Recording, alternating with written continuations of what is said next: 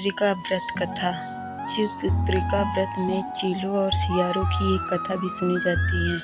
वह इस प्रकार है। एक वन में सेमर के पेड़ पर एक चील रहती थी। पास की झाड़ी में एक सियारन भी रहती थी। दोनों में खूब पटती थी। चीलों जो भी कुछ खाने के लिए ले आती, उसमें से सियारन के लिए जरूर हिस्सा रखती। सियारन भी चीलों का ऐसा ही ध्यान रखती थी। इस तरह दोनों के जीवन आनंद से कट रहे थे। एक बार वन के पास गांव में औरतें जिउतिया की पूजा की तैयारी कर रही थी। चीलों ने उसे बड़े ध्यान से देखा और अपनी सखी सियारों को भी बताया। फिर चीलों सियारों ने तय किया कि वे भी यह व्रत करेंगे।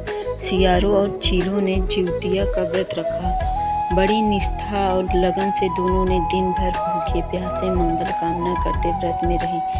मगर रात होते ही सियारन को भूख प्यास सताने लगी।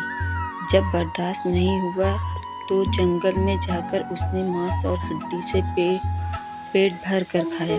चीलों ने हड्डी चबाने की कड़कड़ की आवाज़ सुनी तो पूछा, यह कैसी आवाज़ है? सियारन ने कह दिया, बहन, भूख के मारे पेट गुड़गुड़ा रहा है। यह उसी की आवाज़ है। मगर चीलों को तो पता चल गया।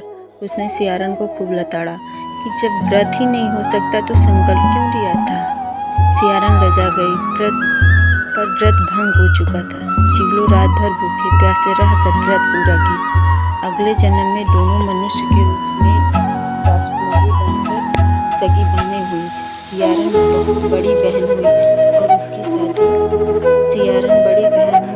उसका नाम था कपूरावती। और चीलों जो थी छोटी बहन हुई, उसका नाम था अमरावती।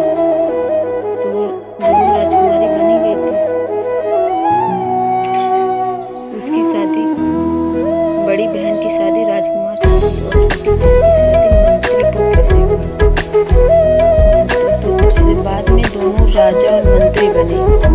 सियारिन रानी मतलब कपूरावती के जो भी बच्चे होते वो मर जाते, जबकि अमरावती के बच्चे स्वस्थ हट्टे कट्टे रहते। इससे उसे जलन होती थी। अमरावती के फिर सारे 7 पुत्र हुए। 7 पुत्र राजमहल में कार्य काज में लग गए। यह कपूरावती देखती उसे बहुत दुख होता। उसका दुख ईर्ष्या में बदल गया। वह एक दिन तय की कि इन 7 को मैं जान से मार डालूंगी। उसने अमरावती के 7 पुत्र का सर काट कर प्लेट में कर उसे अमरावती के घर भिजवा दिया। और उसको लगा कि अब इसके पास भी संतान नहीं रहेगी। लेकिन हुआ क्या? जीतवाहन देवता ने आकर इन 7 के सिर पे नकली सर लगाकर अमृत का छिड़काव किया और ये 7 पुत्र जीवित हो गए। उधर कपूरावती ने अमरावती को संदेश भिजवा दिया कि तुम्हारे 7 पुत्र की मृत्यु हो गई है।